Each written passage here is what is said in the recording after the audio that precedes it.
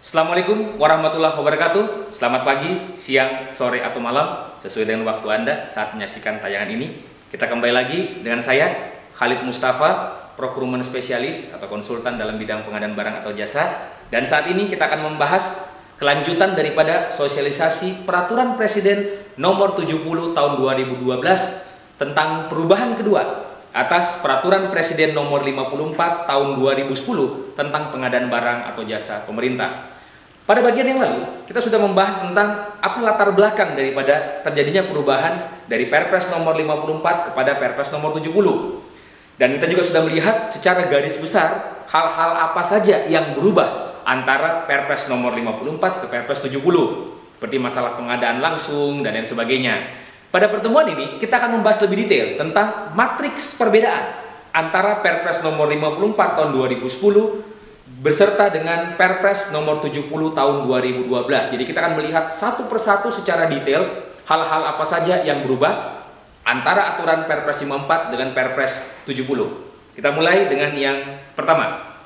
Yang pertama, kalau kita bicara tentang masalah ketentuan umum, di dalam ketentuan umum tersebut kita lihat bahwa Perpres Nomor 54 terdiri atas 6 lampiran, yaitu lampiran 1 tentang perencanaan umum pengadaan hingga lampiran 6 tentang swakelola. Di Perpres Nomor 70 Tahun 2012, lampiran dalam Perpres 54 Tahun 2010 dicabut dan diatur dalam Peraturan Kepala LKPP. Sekali lagi, dicabut dan diatur dalam Peraturan Kepala LKPP. Sehingga lampiran yang dulunya menjadi bagian daripada Perpres tentang pengadaan barang dan jasa itu bukan lagi menjadi bagian daripada Perpres tentang pengadaan barang dan jasa. Anda juga sudah mengetahui alasannya pada sesi yang sebelumnya, yaitu agar apabila ada perubahan-perubahan yang terjadi tentang masalah lampiran, maka tidak harus mengubah Perpres, cukup dengan mengubah Peraturan Kepala LKPP. Diharapkan maka kasus-kasus pengadaan, perubahan-perubahan aturan dapat terjadi dengan lebih cepat. Kemudian yang kedua, kita lihat ditambahkan pengaturan mengenai pengadaan jasa konsultansi melalui seleksi internasional. Kita juga sudah bahas di bagian pertama bahwa jasa konsultan mengenai seleksi internasional itu memiliki kekhasan tertentu. Beberapa persyaratan-persyaratan yang ada pada pasal 19 Perpres Nomor 54 tidak akan bisa dipenuhi oleh konsultan internasional. Pajak, tidak mungkin kita meminta NPWP dari konsultan yang ada di luar negeri.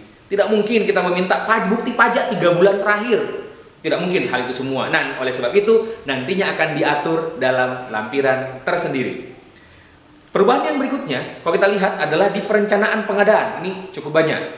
Lingkup perencanaan di Perpres Nomor 54 tentang masalah PAKPA, PPK, siapa yang membuat rencana umum, PPK yang membuat rencana teknis pengadaan, Wenpokja WLP.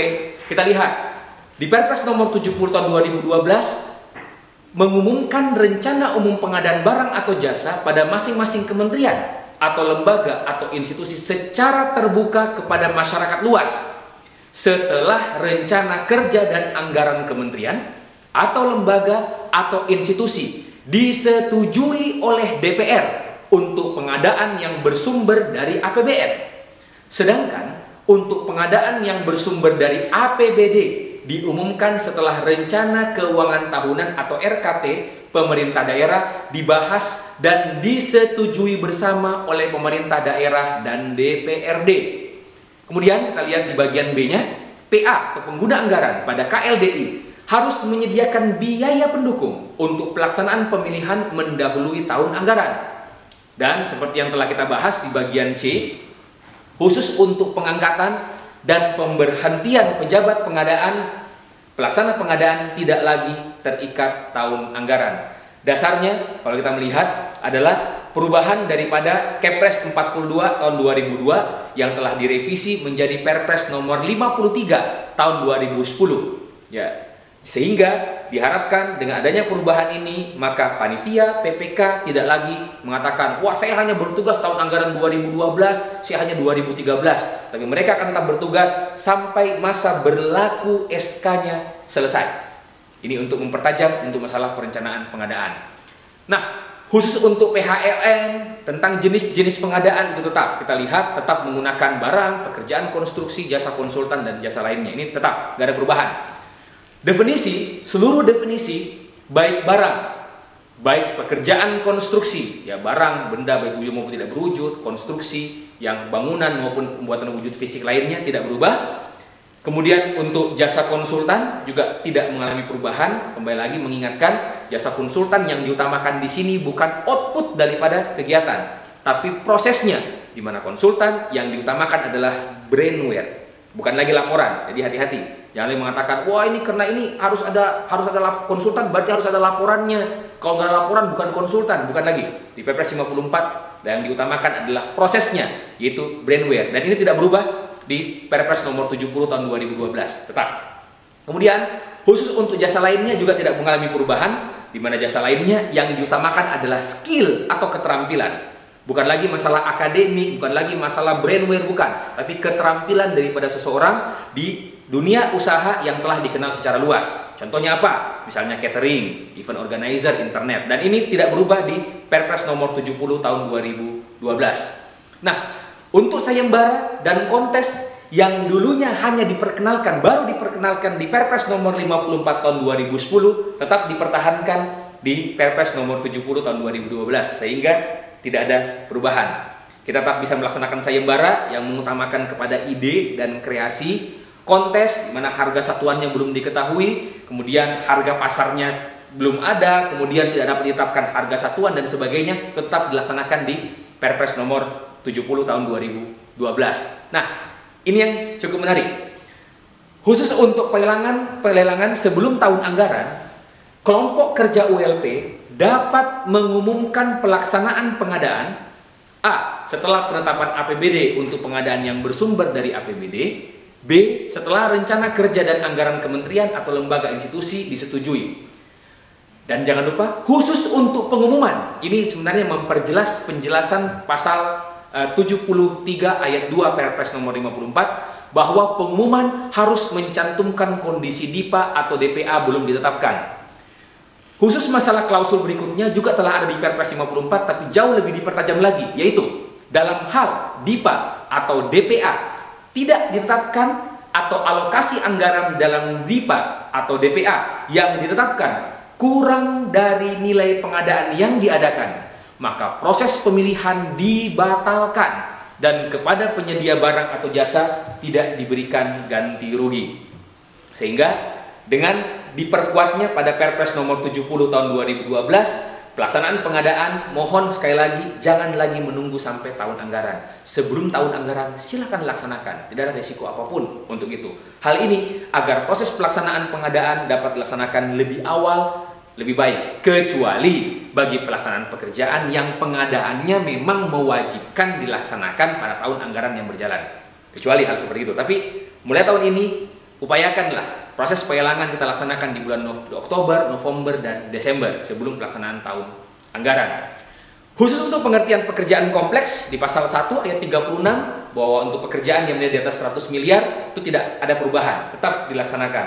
Dan untuk materai, lagi-lagi, sekali lagi kepada seluruh rekan-rekan panitia, jangan lagi mempersyaratkan apapun ya tentang persyaratan materai, dan jangan lagi menggugurkan kalau tidak ada materainya.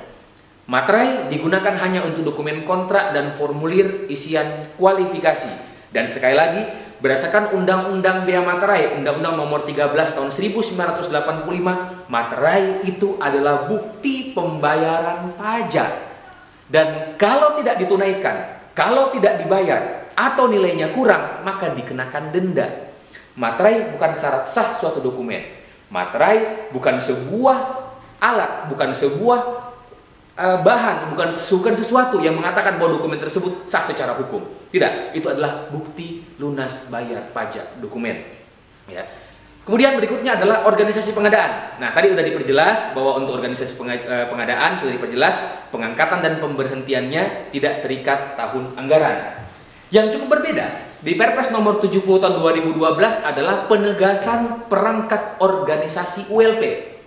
Perpres nomor 54 tahun 2010 menegaskan bahwa struktur organisasi ada kepala, sekretariat, staf pendukung, dan kelompok kerja.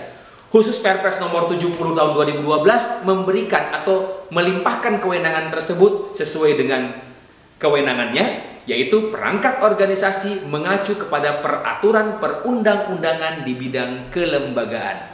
Berarti Untuk institusi yang bersumber dari APBN harus mengacu kepada aturan Menpan, dan khusus kepada institusi yang mengacu kepada APBD maka mengacu kepada peraturan Menteri Dalam Negeri maupun institusi di kepala daerah dan DPRD. Sekali lagi, mengacu kepada peraturan perundang-undangan di bidang kelembagaan. Jadi bisa saja nanti akan berbeda antara APBN dan APBD disesuaikan dengan peraturan yang akan dikeluarkan oleh Menpan maupun Menteri Dalam Negeri. Nah, tugas dan kewenangan untuk pengguna anggaran dan kuasa pengguna anggaran kita lebih detailkan lagi, itu tetap. Sedangkan penetapan pemenang oleh penyedia oleh PA pada Perpres nomor 54 tahun 2010 penetapan pemenang dilakukan oleh kepala daerah. Sedangkan di Perpres nomor 70 tahun 2012 telah ditetapkan bahwa penetapan pemenang atau penyedia oleh PA pada KLDI dan khusus untuk daerah tidak dilakukan oleh kepala daerah. Jadi sekali lagi, di Perpres nomor 54 penetapan pemenang di institusi SKPD atau di pemerintahan daerah tidak lagi dilakukan oleh kepala daerah, tapi dilakukan oleh pengguna anggaran. Pengguna anggaran tidak lagi ke kepala daerah. Nah, untuk kuasa pengguna anggaran tidak mengalami perubahan di Perpres nomor 70 tahun 2012 tetap tidak mengalami perubahan. Kemudian tugas fungsi daripada PPK. Nah, ini ada perubahan sedikit nih.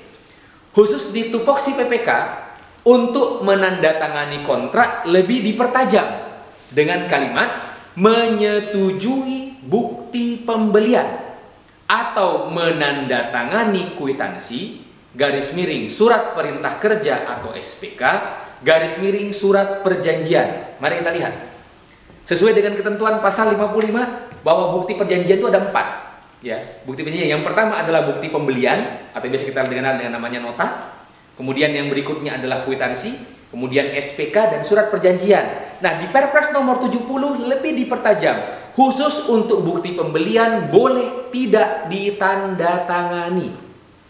Khusus untuk bukti pembelian boleh tidak ditandatangani, tapi cukup menyetujui. Bagaimana bukti untuk menyetujuinya? Ya, kalau sudah dapat struk berarti sudah disetujui. Kenapa? Karena sudah terjadi proses transaksi. Struk baru diberikan setelah ada uang, ada bukti struknya. Ini untuk mempermudah proses pengadaan barang atau jasa. Jadi nantinya untuk proses pengadaan barang atau jasa tertentu, utamanya barang-barang tertentu, dapat dilakukan ke supermarket, dapat dilakukan ke mall, dapat dilakukan ke toko, hanya dengan menggunakan bukti struk atau perbelanjaan. Tidak lagi menggunakan pihak ketiga.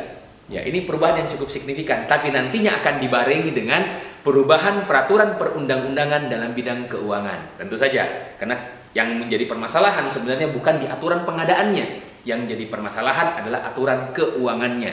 Ya, nanti akan dilakukan perubahan-perubahan juga.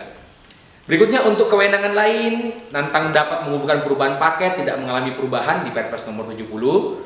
Yaitu dapat menetapkan tim pendukung, tim atau tenaga ahli pemberi penjelasan teknis atau analyzer juga tidak berubah. Jadi kewenangan PPK tidak mengalami perubahan yang signifikan kecuali menandatangani tadi. Kemudian persyaratan PPK, ini yang menarik nih. Persyaratan PPK di Perpres nomor 54 tahun 2010 disebutkan tidak menjabat sebagai pengelola keuangan. Permasalahannya siapa itu pengelola keuangan? Di Perpres nomor 70 tahun 2012 lebih diperjelas bahwa yang disebut dengan pengelola keuangan itu atau persyaratan PPK tersebut adalah tidak menjabat sebagai pejabat penanda tangan surat perintah membayar PPSPM dan bendahara kecuali PPK yang dijabat oleh PA. Ini bukan dijabat sebenarnya, PA-KPA yang bertindak selaku PPK pada pemerintah daerah. Jadi kembali lagi ditegaskan bahwa persyaratan PPK untuk masalah pengelolaan keuangan yang dulunya tidak menjabat sebagai pengelola keuangan lebih dipertajam bahwa yang disebut dengan pengelola keuangan itu adalah pejabat penandatangan surat perintah membayar dan bendahara. Mengapa PPK atau PA-KPA yang bertindak selaku PPK boleh tidak sesuai dengan peraturan ini? Karena PA-KPA berdasarkan Undang-Undang Nomor 1 Tahun 2004 memang bertanggung jawab dalam bidang keuangan. Sehingga aturan ini dapat diabaikan. Kembali lagi, ini hanya berlaku apabila PA garis miring KPA bertindak selaku PPK yang juga sudah diatur di Perpres nomor 70 tahun 2012 ini. Selain Permendagri nomor 21 tahun 2011. Persyaratan manajerial. Ini juga yang menjadi permasalahan di lapangan. Di Perpres nomor 54, persyaratan manajerial adalah pendidikan minimal S1. Nah, di Perpres nomor 70 tahun 2012 ditegaskan bahwa persyaratan minimum S1 dapat diganti dengan paling kurang golongan 3A atau disetarakan dengan golongan 3A apabila jumlah pegawai negeri yang memenuhi persyaratan terbatas. Sehingga bagi daerah yang di tempatnya personilnya terbatas, tidak ada yang memiliki S1 tapi punya sertifikat tapi tidak S1, selama dia golongannya adalah golongan 3A atau disetarakan dengan golongan 3A, maka dapat menjabat sebagai pejabat pembuat komitmen. Ini untuk mempermudah daerah-daerah yang kesulitan untuk menunjuk PPK. Kembali lagi, persyaratannya ini hanya berlaku apabila jumlah pegawai negeri yang memenuhi persyaratan terbatas. Jadi tidak bersifat umum. Tidak kalau gitu mentang-mentang udah ganti aja semua, udah usah S1. Tidak. Hanya berlaku apabila jumlah pegawai yang memenuhi kualifikasi atau memenuhi persyaratan itu sangat-sangat terbatas. Nah, untuk kewajiban bersertifikat juga mengalami perubahan yang cukup signifikan di Perpres nomor 70 tahun 2012. Kita lihat di Perpres nomor 54 menyebutkan PPK pada kementerian, lembaga, institusi bersertifikat sejak Perpres ini berlaku. Di Perpres nomor 70 tahun 2012 lebih dipertegas, dalam hal tidak ada personil yang memenuhi persyaratan untuk ditunjuk sebagai PPK, maka persyaratan memiliki sertifikat dikecualikan untuk A. PPK yang dijabat oleh pejabat eselon 1 dan 2 di KLDI, dan yang berikutnya adalah PA-KPA yang bertindak, bukan merangkap ya, yang bertindak sebagai PPK. Sekali lagi ada sedikit perbedaan redaksi antara kata-kata merangkap dengan bertindak. Kalau merangkap berarti jabatannya dua, yaitu jabatan PA dan PPK atau KPA dan PPK. Kalau kalimatnya adalah bertindak sebagai PPK, maka jabatannya tetap satu, yaitu PA atau KPA. Tetapi dalam tugas pokoknya ditambahkan tugas pokok PPK, karena dia bertindak sebagai PPK. Ini mohon diperhatikan pada rekan-rekan yang menyaksikan tayangan ini.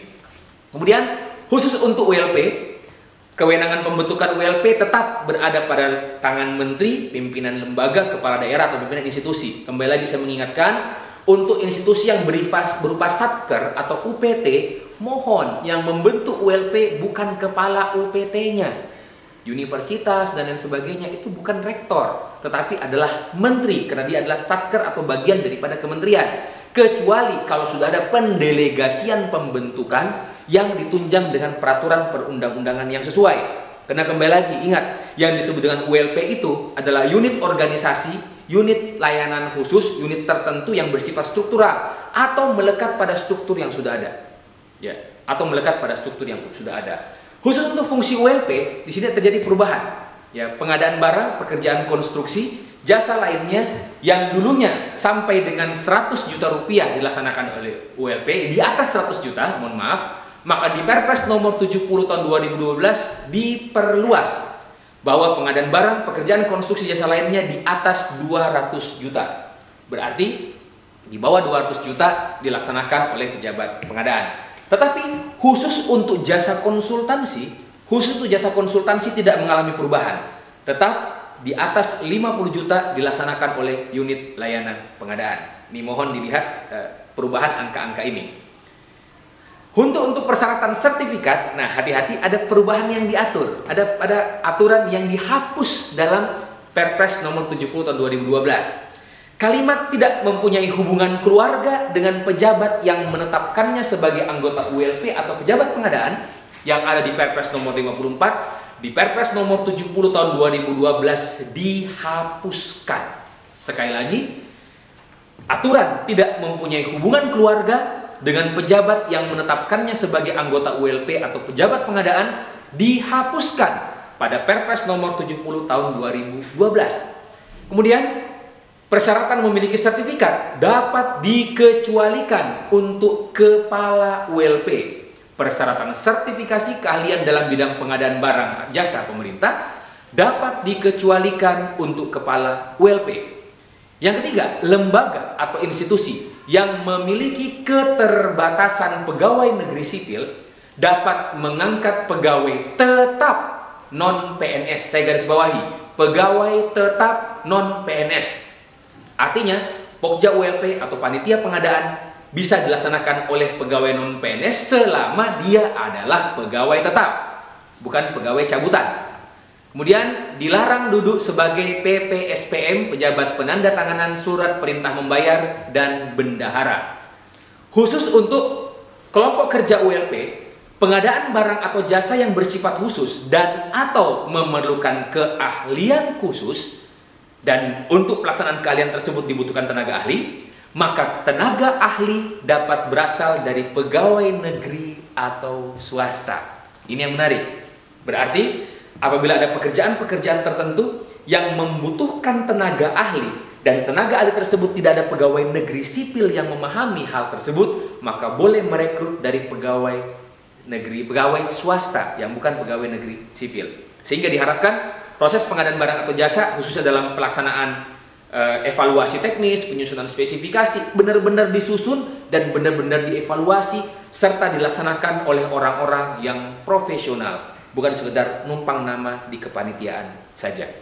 Nah, kemudian berikutnya, khusus di Perpres nomor 70 tahun 2012 ada aturan baru tentang kepala ULP. Kepala ULP yang di Perpres nomor 54 belum diatur, di Perpres nomor 70 tahun 2012 dipertegas. Di mana tugas pokok dan kewenangan kepala ULP adalah yang pertama, memimpin dan mengkoordinasikan seluruh kegiatan ULP. Kedua, menyusun program kerja dan anggaran ULP. Yang ketiga, mengawasi seluruh kegiatan pengadaan barang atau jasa di ULP dan melaporkan apabila ada penyimpangan dan atau indikasi penyimpangan. Yang keempat, membuat laporan pertanggungjawaban atas pelaksanaan kegiatan pengadaan barang atau jasa kepada menteri, pimpinan lembaga, kepala daerah, atau pimpinan institusi. Yang kelima, melaksanakan pengembangan dan pembinaan sumber daya manusia unit layanan pengadaan. Yang keenam adalah menugaskan atau menempatkan atau memindahkan anggota kelompok kerja sesuai dengan beban kerja masing-masing Pokja ULP. Selanjutnya adalah mengusulkan pemberhentian anggota Pokja yang ditugaskan di ULP kepada PA atau KPA atau kepala daerah apabila terbukti melakukan pelanggaran peraturan perundang-undangan dan atau KKN. Dan yang terakhir, menetapkan sekretariat dan staf pendukung ULP sesuai dengan kebutuhan. Jadi, kalau kita melihat lebih dalam lagi dari penjelasan yang ada di layar Anda, bahwa tugas pokok dan kewenangan kepala ULP adalah tugas pokok dan kewenangan yang bersifat administratif.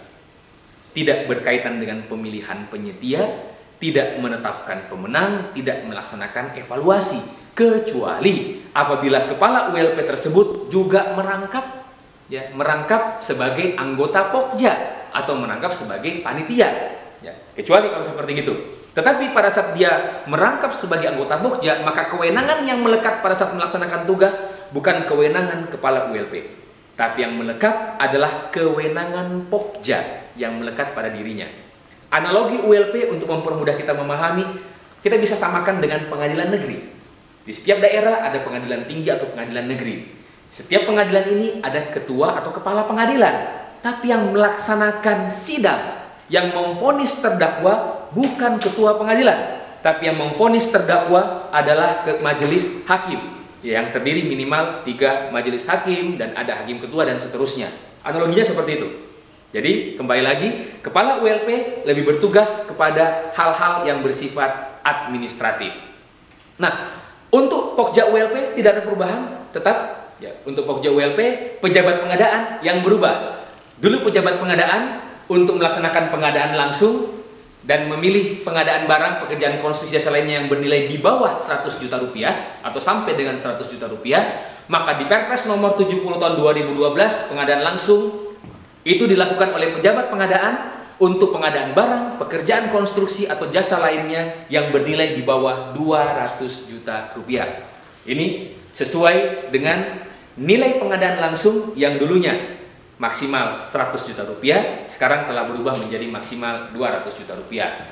Kewenangan lain daripada Pokja ULP atau pejabat pengadaan tidak berubah tetap, yaitu pengubahan terhadap HPS, mengusulkan perubahan dan mengusulkan perubahan spesifikasi teknis. Kenapa? Karena yang berhak mengubah spek teknis dan HPS hanyalah pejabat pembuat komitmen, karena PPK yang memiliki tugas pokok dan kewenangan menetapkan hal tersebut.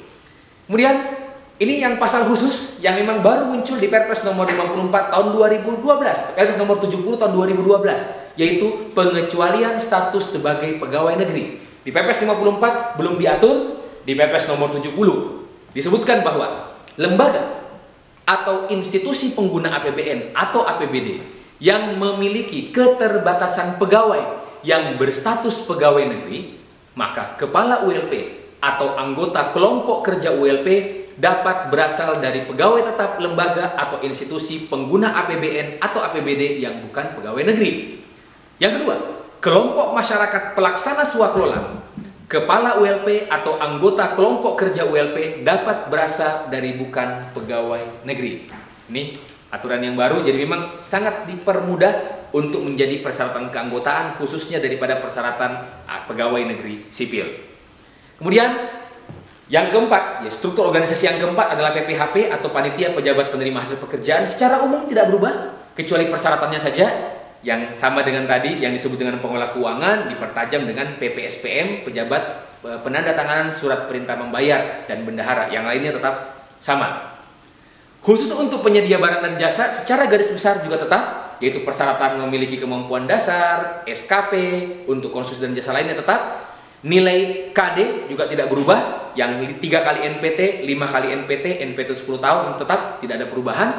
Kemudian nilai KD minimum sama dengan HPS tetap sama, tetapi untuk dukungan keuangan dari bank yang dulunya hanya ada muncul di lampiran 3 tidak muncul di batang tubuh, sekarang dimunculkan di Perpres nomor 70 dan diperjelas untuk semua jenis pemilihan langsung atau pelelangan pekerjaan konstruksi, maka dibutuhkan dukungan keuangan dari bank. Nilainya tetap sama, yaitu 10% dari nilai paket, di mana nilai paket tersebut sama dengan nilai total HPS. Sisa kemampuan paket juga tidak berubah. Dan yang terakhir, untuk persyaratan pengecualian untuk penyedia barang, khusus untuk penyedia asing. Nah, sekali lagi, khusus untuk penyedia asing, maka ada pengecualian untuk bidang pengalaman, perjanjian KSO, kemampuan dasar, dan dukungan keuangan. Kenapa? Karena aturan-aturan yang digunakan untuk pengalaman itu harus menyesuaikan dengan aturan-aturan internasional. Telah kita bahas pada bagian yang pertama, beberapa paket pekerjaan tertentu yang bersifat rahasia, sehingga tidak dapat diungkap di muka publik. Dan ini tidak boleh kita minta pengalamannya. Demikian, terima kasih bagian pertama dari matriks perbedaan antara Perpres nomor 54 tahun 2010 dengan Perpres nomor 70 tahun 2012. Kita akan lanjutkan pada bagian berikutnya yang akan membahas lebih jauh tentang proses persiapan perbedaan antara Perpres nomor 54 tahun 2010 dan Perpres 70 tahun 2012 dari sisi persiapan pengadaan barang dan jasa pemerintah. Wabillahi taufiq wal hidayah. Wassalamualaikum warahmatullahi wabarakatuh.